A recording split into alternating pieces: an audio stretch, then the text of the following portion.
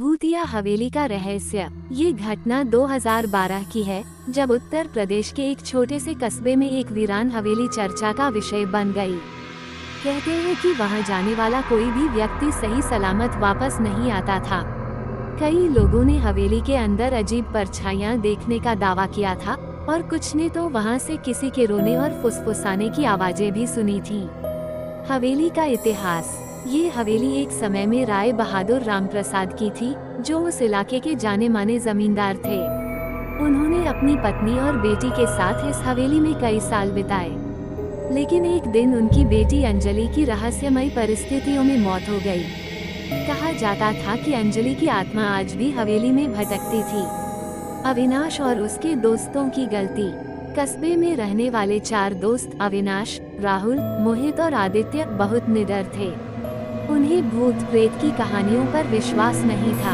एक दिन उन्होंने शर्त लगाई कि वे आधी रात को हवेली में जाकर वहां की सच्चाई पता लगाएंगे।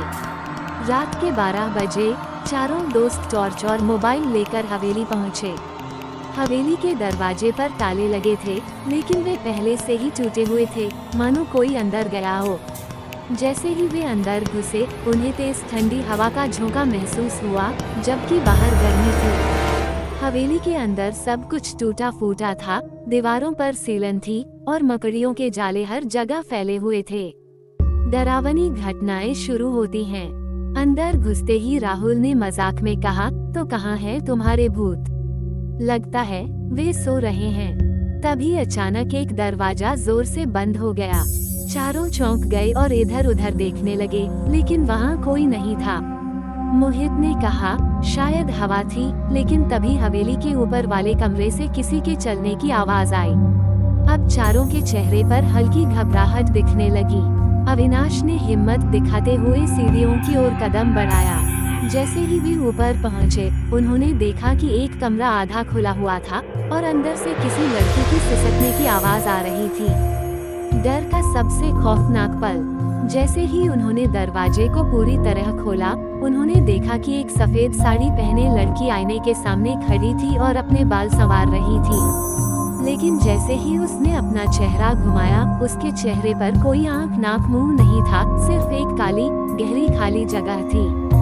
चारों दोस्त बुरी तरह डर गए और भागने लगे, लेकिन तभी कमरे का दरवाजा अपने आप बंद हो गया।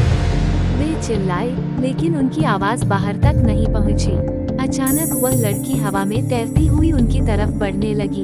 अविनाश ने दरवाजा खोलने की कोशिश की, लेकिन दरवाजा जाम हो चुका था। तभी लड़की ने धीमी लेकिन भयानक आवाज में कहा, तुम लोग यहाँ नहीं आ सकते। और अचानक हवेली के चारों तरफ जोर जोर से दरवाजे और खिड़कियाँ अपने आप खुलने बंद होने लगी। भागने की कोशिश और रहस्यमयी घटना। आखिरकार किसी तरह मोहित ने दरवाजा तोड़ दिया और चारों जान बचाकर भागे।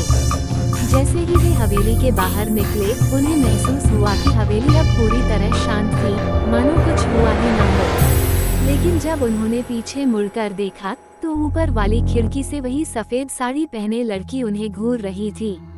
उस रात के बाद चारों ने कभी उस हवेली की तरफ जाने की हिम्मत नहीं की।